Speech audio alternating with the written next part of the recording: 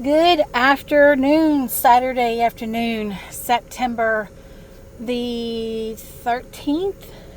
Yes, the 13th. Today's Saturday, September 13th.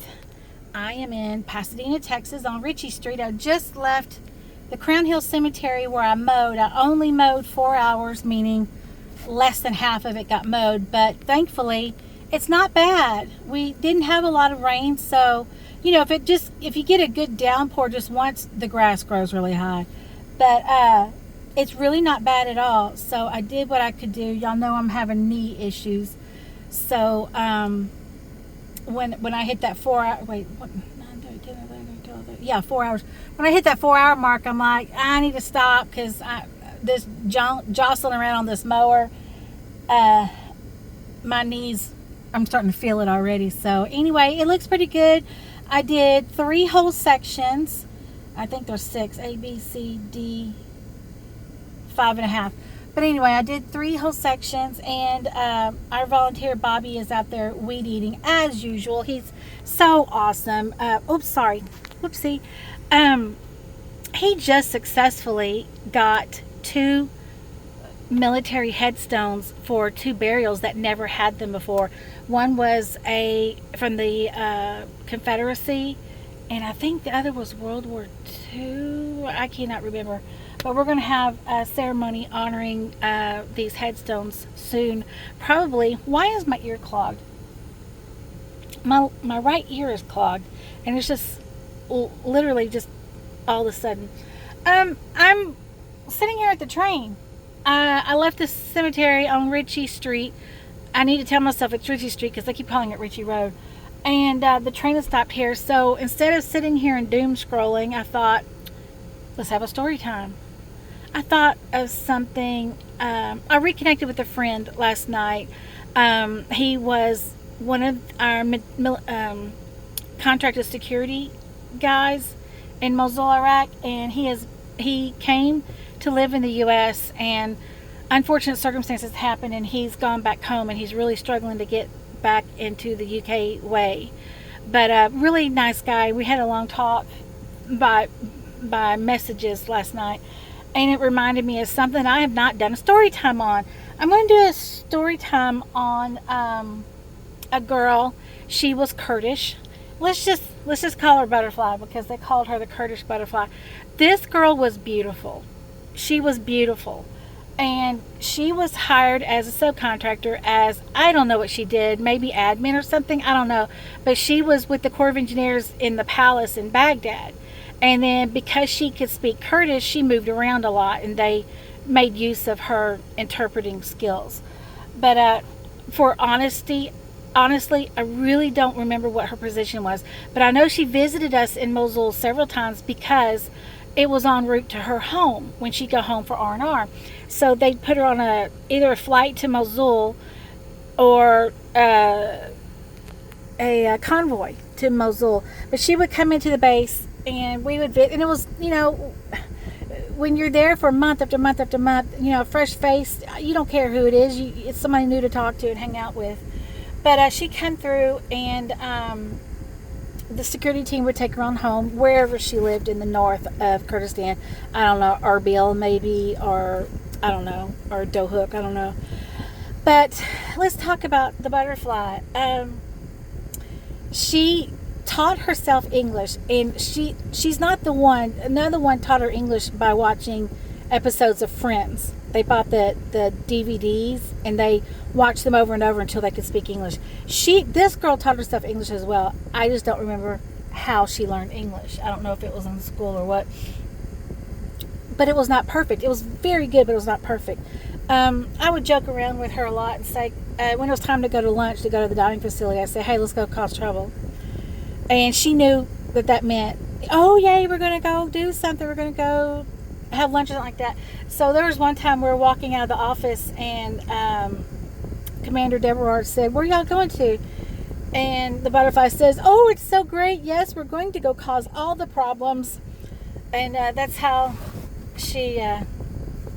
So anyway, that was like the new phrase around there. The biggest mess she ever caused with me, and she caused several messes but only one of them was with me that I remember.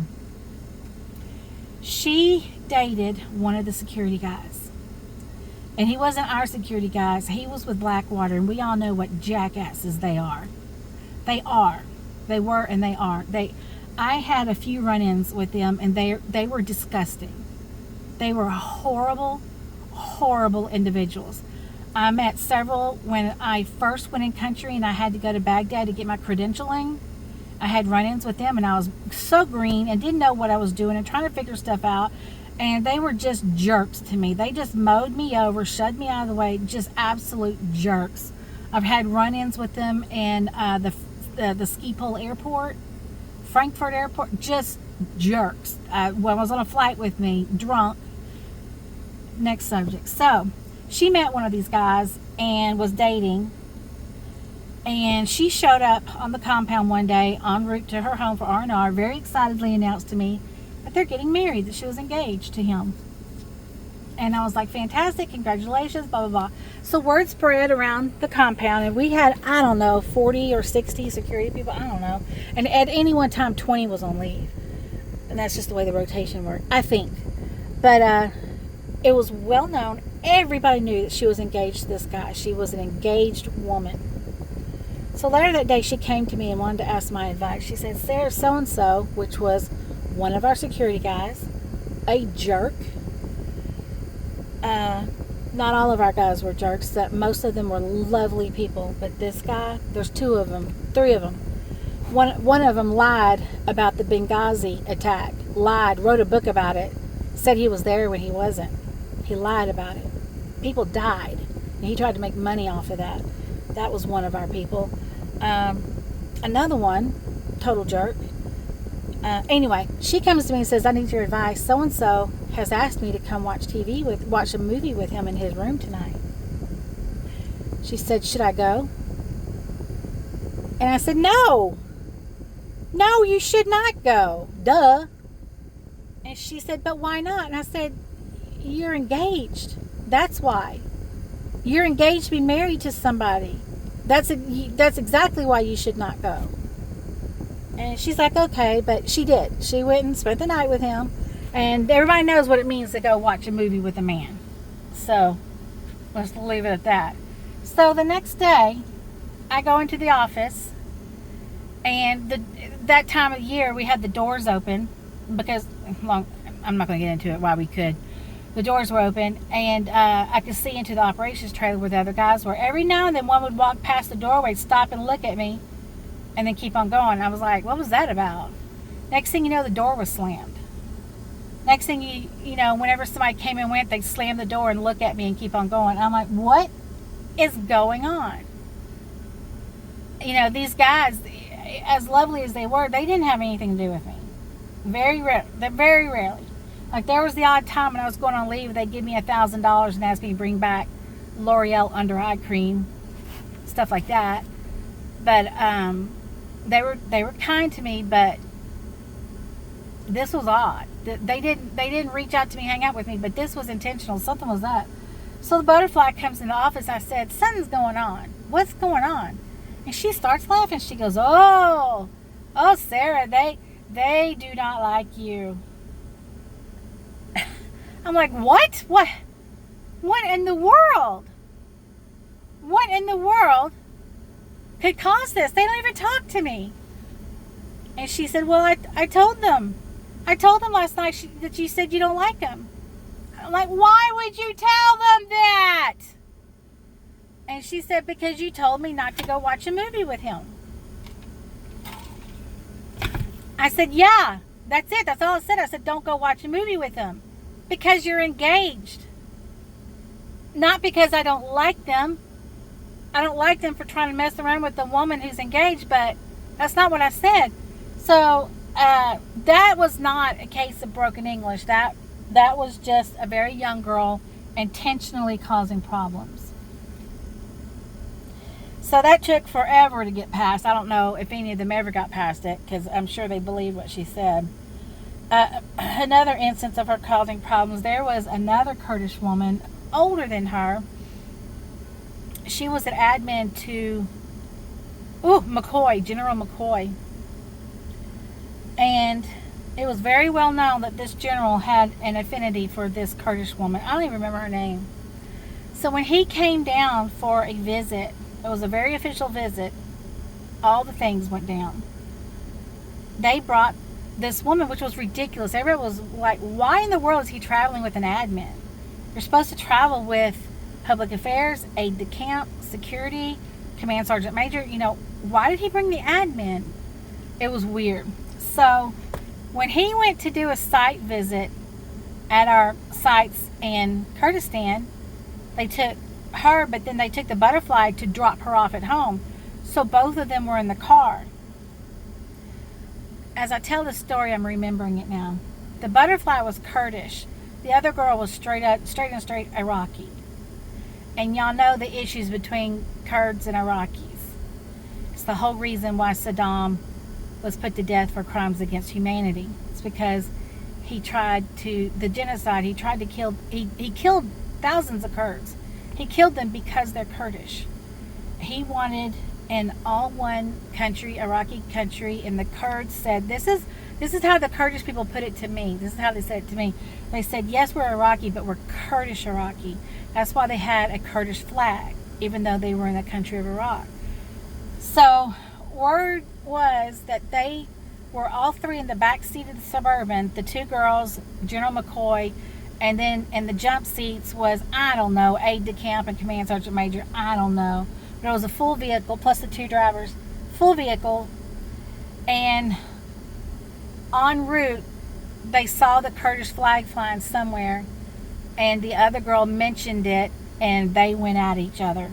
Apparently, the general had to hold them apart because they were lunging over his body to get at each other, fighting about the Kurdish flag. Wow. Anywho, this woman, this young girl, the butterfly, once she got engaged, her Blackwater dude started sending her a lot of money to send to a lawyer in New York to help her get her visa to go to the U.S. And the day it happened, she got email that it was all set and done. And I remember her emailing and telling me that it was like $4,000, which that's a lot of money. But I think it was a lot less than if it was an Iraqi on their own, not with Americans helping them. Ooh, that scared me. But so it was about $4,000, and she got her visa to go to the States with this guy. So when she came back to the compound the next time to go home to pack for good and be gone, she was on the phone crying to her mother for whatever, and she was crying. It's here, I got it. Kill a sheep. So she was just hysterical with happiness, and asked her mom to kill a sheep, and that's what they do there when they're celebrating. They kill an animal and divide the food out for the community to give thanks to God. But anyway, that got a lot of looks at the airfield when she was, kill a sheep, mother. Anyway, later she was on the phone. She was telling everybody her story, her visa story. And I remember her saying, I'll do whatever it takes. $10,000, $20,000, whatever it takes, I'll do it. Anyway, that's my story of the Kurdish butterfly. She did come to the States. That was back in the MySpace days. I saw her off and on in the MySpace days, and she's there, and I'm here, and I'm good with that. This train is moving, and I am ready to go home, offload this equipment. Let's see if you can see it. There's my mower back there on the trailer. Give a good hearty prayer that it's going to make it over the Fred Hartman Bridge in one piece. If you know, you know. So anyway, happy Saturday. Have a wonderful weekend. I will talk to you guys soon, and